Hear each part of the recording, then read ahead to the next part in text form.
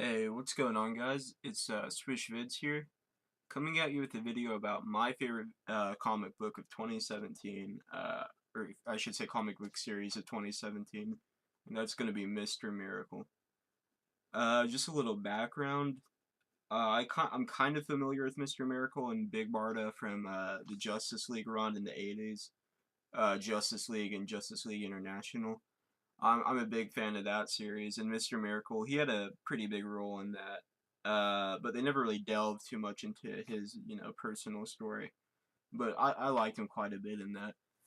Uh, and then in 2017, in I think July is when this book first started. The YouTube channel Diversity in Comics, he's pretty popular. He reviewed issue number 1 over here, and he said he gave it a glowing review. So I went to the comic book shop and picked it up, and I was just blown away.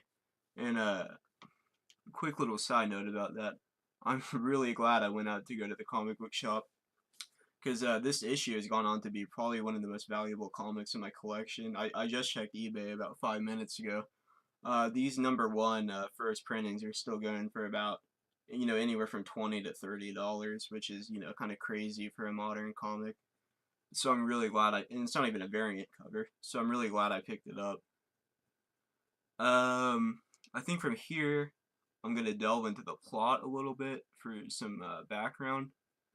So, Mr. Miracle, he's the son of Highfather, but he was raised on Apocalypse, which is Darkseid's planet. Uh, so Mr. Miracle, he escapes Apocalypse. He comes to Earth.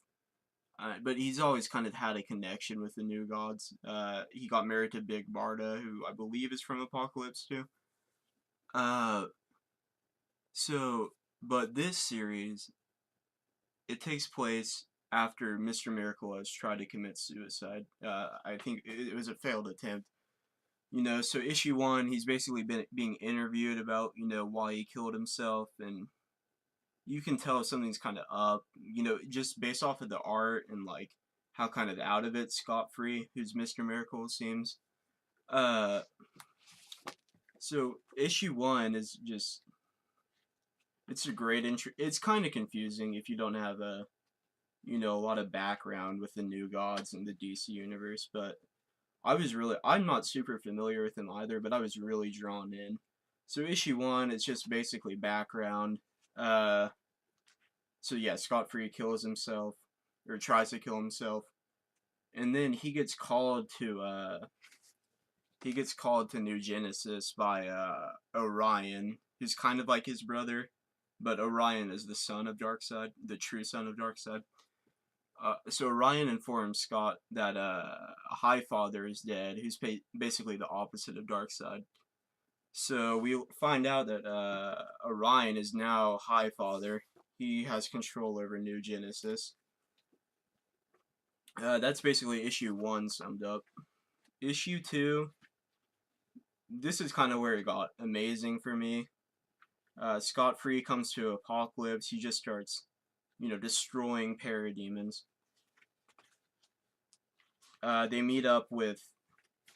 They go to like Orion's like throne room. Orion's basically being a dickhead to Scott, making him bow to him. And then the most shock. I'm just kind of blazing through this, but spoiler alert, by the way. Big Barda just destroys Granny Goodness. She just caves her face in. And that was basically the end of issue 2. Sorry, I'm kind of doing this off of memory. Issue 3. I would say this is probably the weakest issue in my opinion. It's not bad. It's still like an 8.5 out of 10. But so it just kind of builds off of Big Barda executing Granny Goodness. Ambush or not. Bug dies. Light Ray kills Bug because it kind of seems like Bug is kind of being a traitor to Orion. And then Orion beats the shit out of Scott again, and Orion basically accuses Scott of not being loyal to the, oh no, sorry, for being an agent to Darkseid. And then issue 4, Scott is put on trial by Orion. This was probably my favorite episode, or issue. It was just super intense, basically just a conversation between Scott and Orion.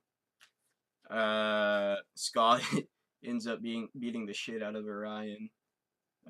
Orion is just blown back. Blown away. Barda has to hold Scott back from killing Orion. And then, of course, Orion, since Scott beat him up, finds Scott guilty of treason. And then finally, the most recent issue. This was a really sweet issue. I love the chemistry in it. It was basically just how Barda and Scott decide how to spend Scott's last day on Earth. They're doing all the little cute, going to the park and driving together, eating out. The big thing in this issue is basically Barda kills Scott's executioner, and she also kills Funk Flashman for some reason. Or is that his name?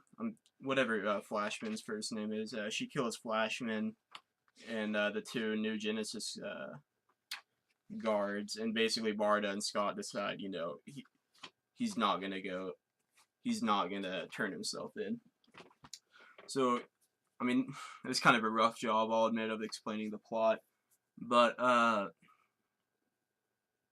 the plot is only 50% of what makes Mr. Miracle great. Obviously, the other 50% is going to be the art. I believe it was done by Gerard's. It's fantastic. There's really no other way to describe it. It kind of has a weird visual filter on it that kind of reminds me of an old school 3D movie. And they also do the visual effect where it's kind of like when a TV gets staticky, everything's kind of disillusioned. It's great. There's really nothing else like it. So going back, it's hard to explain why art is great. I'll flip through the covers for you guys. These are all the standard covers. So if I had to pick my favorite cover, it's probably going to be issue number 2 with Scott on Apocalypse, or yeah. And then my least favorite, I don't think it's god awful, but it's this one. This is issue 4. You see Barda holding her cosmic rod. It looks kind of weird. I don't know, her half of her face is missing and her hidden. I don't know. I wasn't feeling that one. But my second favorite, I love the new cover. It's just kind of touching, I guess you could say. But going back to the story of the series, it's just refreshing to just have a good story, about I mean, if we're being real, Scott Free's a C-list character, so it's pretty cool that they gave him this just AAA comic book series. And it's also refreshing to not have there's no politics in this book. It's just a good old-fashioned comic book story. And kind of in the same way, it's not really a superhero story, kind of in the same way Watchmen or V for Vendetta wasn't really a superhero story. I mean, they kind of have elements of that. Obviously, they are superheroes, but, them being superheroes is not what the story is about at all. It's really dialogue heavy. I wouldn't even say dialogue heavy. There's just not a lot of action in it, which is fine because, the storytelling is just so amazing. I can't really think of anything I can criticize other than, that cover. There's really nothing I can criticize the story for, or the comic book itself for. I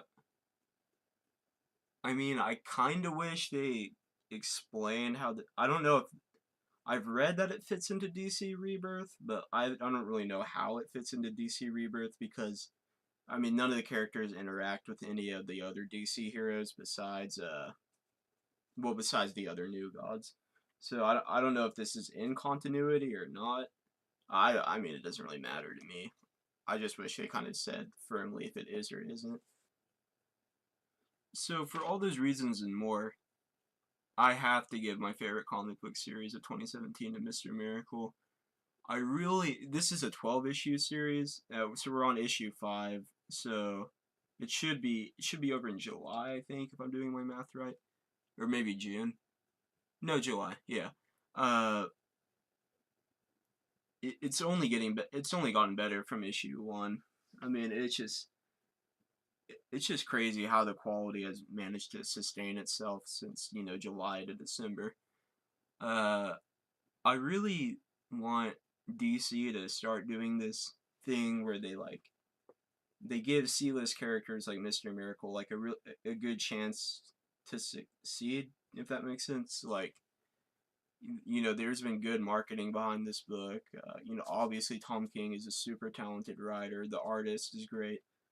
I would like them to do that, like this kind of style of comic book with, like, I don't know, just get out of their comfort zone. Maybe like like Ted Kord Blue Beetle, uh, Martian Manhunter would be really cool to me. Those are two of my favorite characters. So yeah, if you guys haven't checked this out, I believe the trade paperback is coming out I want to say like February, because I know they're splitting into two trade paperbacks. So that'd probably be a pretty good jumping on point. It might be kind of expensive to buy each individual issue at this point. I mean, unless you're a collector, then go for it. But yeah, I can't recommend this series. I can't give this a higher recommendation. You guys should really check it out if you have any interest in DC Comics or just comic books in general. I wouldn't let it get in the way that you don't know much about the New God. If you don't know much about the New Gods, because I really don't. I kind of read a couple of Wikipedia pages and I felt pretty comfortable with this story. So yeah, go check it out. Be sure to like, comment, and subscribe if you guys liked it, or leave feedback if you didn't. Thanks for watching, guys.